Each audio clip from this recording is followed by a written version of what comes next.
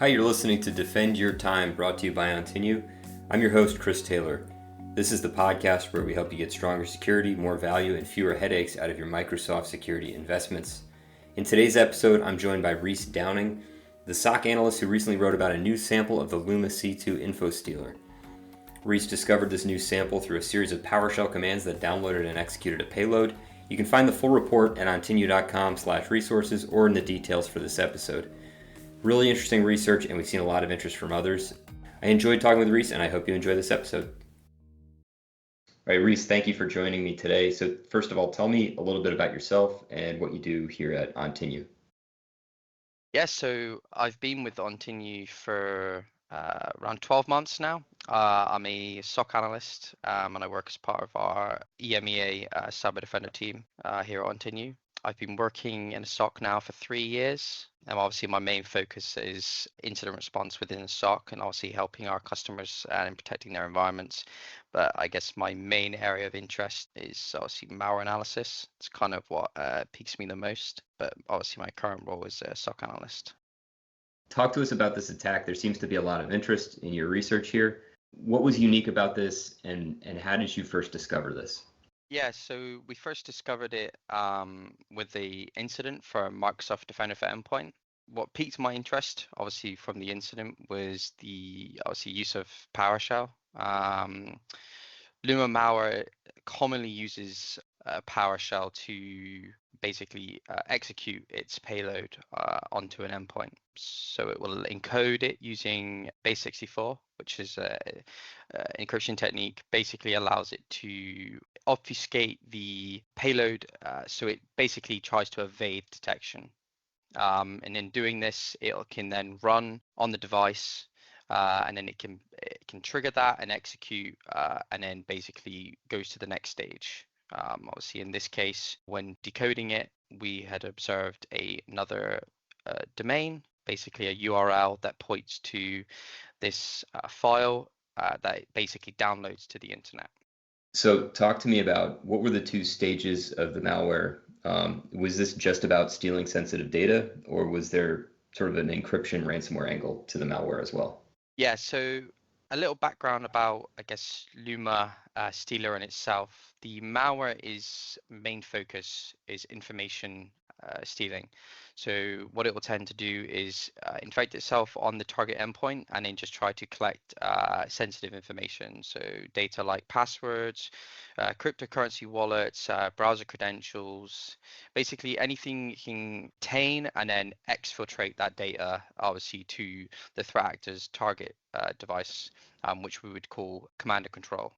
They then steal this data and then can potentially use it for whatever means they may necessarily have. And do you think this was an opportunistic attack, or was this targeted? Based on Luma itself, obviously it being a malware as a service, it would fall under opportunistic attack, just because obviously with malware as a service, essentially what we most likely see is it being spread across obviously the internet and just infecting any device that it can obviously get its hands on it in essence, and then just steal that information to collect. So you could be looking at multiple different businesses, different infrastructure, anything can just try to steal that information. How long did it take you to identify and decode the decryption key?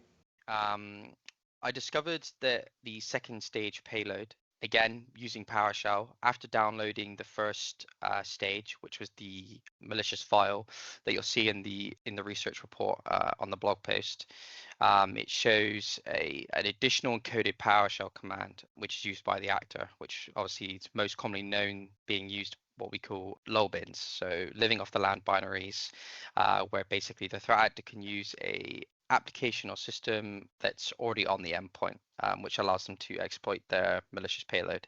In this case, when deobfuscating or decoding the second stage, I discovered a list of commands using PowerShell that allows it to encrypt the payload, or in this essence, the second stage malware, making it a bit more complex for us to detect and basically track down and use as indicators of compromise to block the attacker. Regarding the decryption key, I was able to use a specific Python script. I was able to put together and discover the decryption key that was used to encrypt the hex code that's in the report. And then basically it was able to print everything out for me, including some additional URLs that it was going to, that were malicious, to then download the main Luma malware sample. Talk to me about the remediation efforts. How did you clean up this attack? So in regards to this attack particularly, because it was a Defender for Endpoint based incident, my remediation effect, obviously, with Defender for Endpoint is that we can isolate endpoints. So this allows me to isolate an endpoint if I see any malicious activity, which basically cuts the network activity for that device, therefore preventing any exfiltration of data. Along with this, obviously additional recommendations that I had listed, making sure that you have a EDR solution, so using endpoint detection and monitoring. Obviously with Microsoft Defender for Endpoint, customers will obviously get this. Additionally, attack surface reduction rules, implement ASR rules to block potentially malicious behavior. Key areas would be block executable content from email and webmail clients, use advanced protection against credential theft, block executable files from running unless they meet a prevalence age or trusted list criterion. In an attempt to block all of this, I guess globally, is a very difficult challenge because we follow a specific model, or in this case, the attackers do as well, which is obviously called techniques, tactics, and procedures, basically allowing us to go through a list of indicators and you'd mark them off one by one. So we could be getting rid of a domain you may block on an endpoint. This then obviously prevents any further connection to the domain via a network.